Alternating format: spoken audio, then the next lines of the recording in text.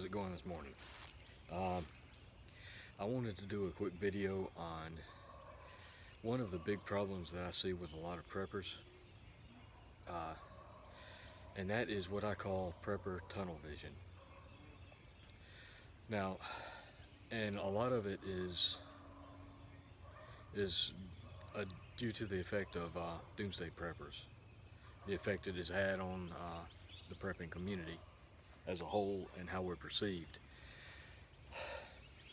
A lot of preppers tend to focus on one single type of event or one type of scenario that they prep for,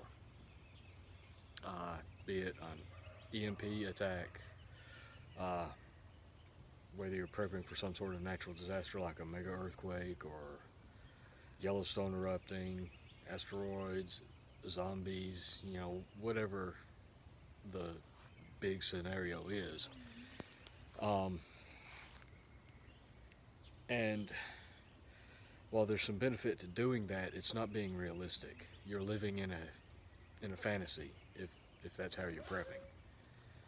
Uh,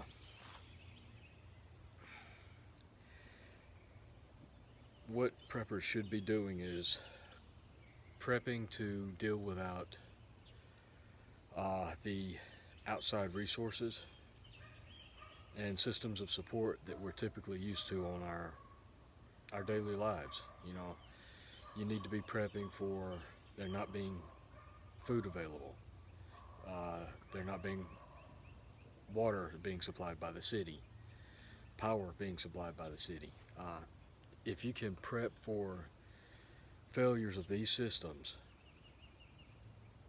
then it doesn't matter what happens, you're prepped and ready no matter what comes.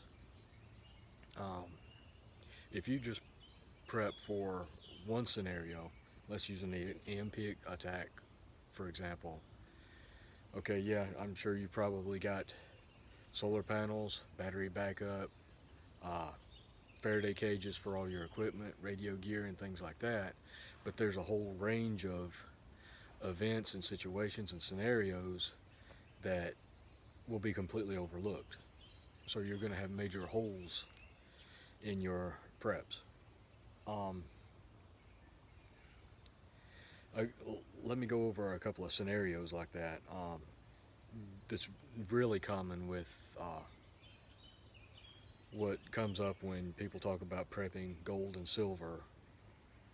And for the most part, when people talk about gold and silver, they're talking about adding it as a component of their preps, not all of their preps, just a segment of it. Just as you would your guns, your ammo, your food, your water, vehicle power, anything like that. So let's just say you're one of these people that, and the common response is gold and silver is stupid. Uh, when the collapse happens, you can't eat it. That right there is a perfect example of prepper tunnel vision. The overwhelming view is when a collapse comes, it's going to be so bad that the country will never recover from it. The odds of that happening are extremely remote. Throughout history, civilizations have always risen and fallen. Uh, Persia, Samaria, Babylon, Roman. It, it never ends throughout history. A civilization will rise and it will fall, but there's always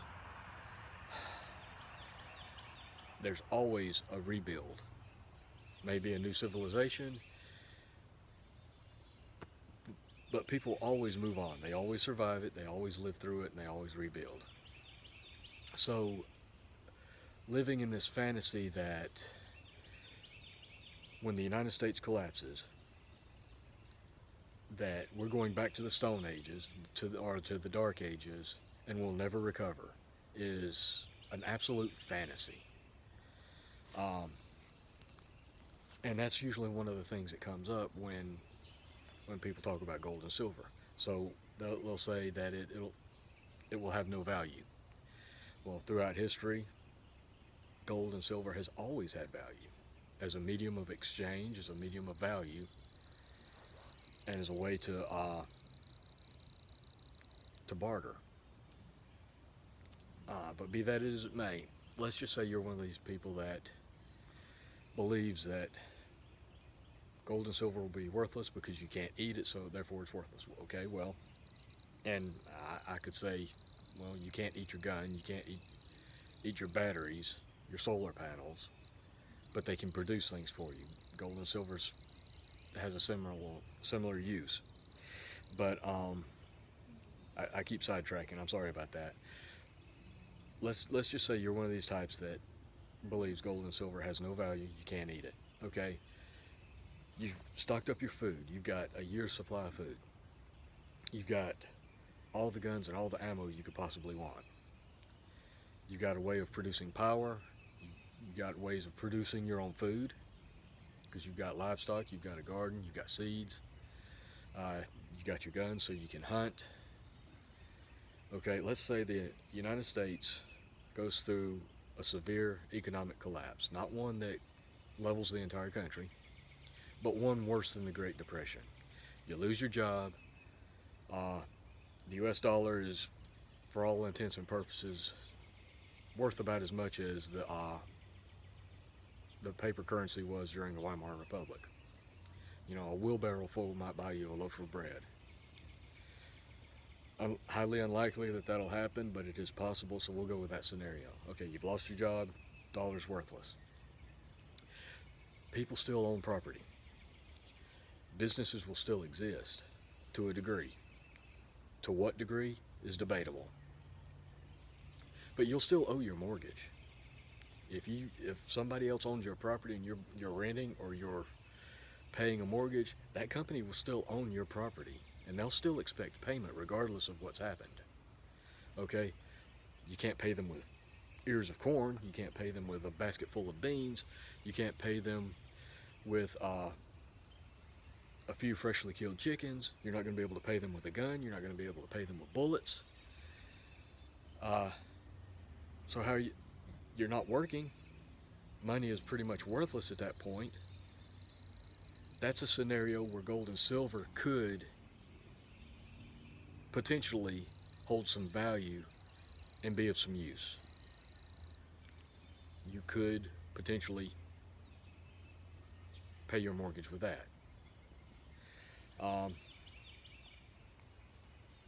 That's one scenario.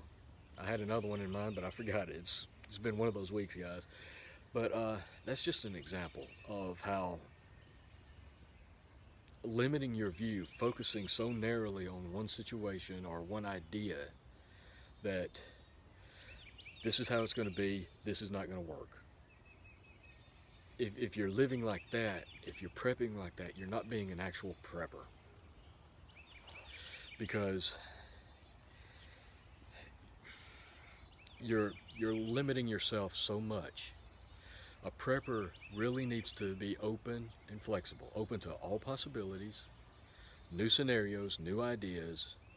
You need to be flexible, adaptive, and when you limit yourself like that, it's the exact opposite of what you need to be doing. Now, I'm not suggesting everybody go out and buy 50% of their assets in gold or silver. No, but for example, me, yeah, I buy some gold, I buy some silver, but it's a fraction of my preps. I stock up on food, just like everybody else. I have weapons, I have ammo, so I can go hunting, so I can defend myself. I stock up on food, so I don't have to worry about food if I lose my job or if everything goes to crap. I've got seeds. I'm growing a garden. I have enough room here. I can raise some livestock if it comes down to that. And I have access to people who have livestock, so I can get some from them to start off with, which is one reason why I'm not raising livestock right now. I have access to that as an option if I need it, but I don't really need it right now. I can do all of that, and I'm prepping like everybody else: food, water, power, security, hunting, defense, all of that. But a little bit of gold and a little bit of silver is in my preps as a hedge against an economic collapse where I might lose my job, or the dollar might become so devalued through government spending and what have you that uh, it's just worthless, and I still need a way to come up with some kind of money in some form to pay on my mortgage. It's just common sense. It's just smart thinking to have all options on the table, not just one or two, but all options. And if you can't uh, think ahead to all of these different scenarios, you're really setting yourself up for failure, because it's almost impossible to know exactly what's going to happen and how it's going to happen. Now, we can look at the United States right now and say, okay, with all of this stimulus spending, there's going to be inflation. Prices are going to rise. Uh, we see a rise of socialism and communism in this country, which is a concern. And we can look at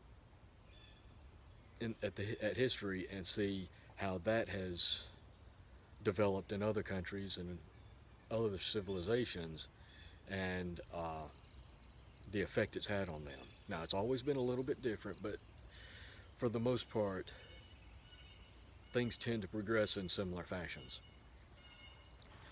And it's not out of the question that things progress the same way here. So yeah, you can predict sort of what will happen, but you don't know the details of exactly how it will affect this country.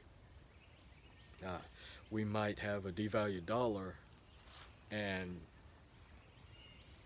end up going through a full economic collapse as a result in a few years, where the dollar is absolutely worthless. We have to rebase our currency, and what you have today will be completely worthless, and we'll have to start over from scratch. That's happened to countries before in recent history. Uh, Greece is a good example. Uh, or we could go through just something like the Great Depression, or a little bit worse, where the money's not completely worthless, but it buys so much less than what it used to, what we're accustomed to. So there's many different levels of how this could go, and we need to set ourselves up for not just survival, but being able to thrive through no matter what is happening. No matter if it's just a slight economic collapse or if it's total ruin, we need to be able to survive all of that, and ideally thrive through all of that. That, as preppers, that's what uh, what our goal is: to be able to survive it, get through it just fine, and come out the other side in better shape than most other people. That's the goal. That's the idea. And by limiting yourself, by saying, "Oh, that's stupid. That doesn't make sense," you need to instead look at it like, okay, what scenarios would that make sense? What scenarios would that be useful? And am I ready for something like that? What would I do in that particular situation? Am I capable of taking care of it with my current preps, or do I need to add something new, a new level, a new function of my preps? So these are all things that we need to think about, uh, and it takes a lot of consideration, and it's just things that we need to, as individuals, each of us needs to evaluate for our own situation. What works for one, what's good for one, may not be good for another. Prepping is not a one-size-fits-all solution for everybody. Each person, each situation is going to be completely different. There's things that work for a lot of people that will not work in my situation. It all depends on where you live, what your life is set up like, and what resources you have available. So take the time, think about these things, evaluate where you stand now, what you're set up for, what you're prepared for, but then make a very focused and intentional evaluation of things that you have ignored or overlooked. Go back and ask yourself questions. Well, what happens if this doesn't work? Or what happens if something comes along that I haven't even thought of yet? You need to constantly be asking yourself questions. Questions about what if? What do I do? How does this work? What if that doesn't work? Questions are the key to solving all of these problems and being ready for them when they do come. So I highly recommend everybody take the time and do some deep analysis and evaluation of your life and where you stand. And if you've disregarded something in the past that, oh, that's stupid, that won't work, it doesn't make sense, go back, re-examine it, and rather than automatically dismissing it, ask yourself, in what situation would that actually make sense and be a good idea? And what are the odds that that will happen to me? And am I set up to take advantage of that situation or be prepared for dealing with that situation? These are the things you need to be asking yourself. All right. I appreciate you guys watching. Like, subscribe, share if you haven't. I'll have some more videos coming out. I'll probably do another video today, another update on my garden. I've been doing a lot of work out there, so I'll probably be doing some updates on that as well. Until the next video, guys, take care of yourselves, take care of your families, watch your six. I'll catch you guys later.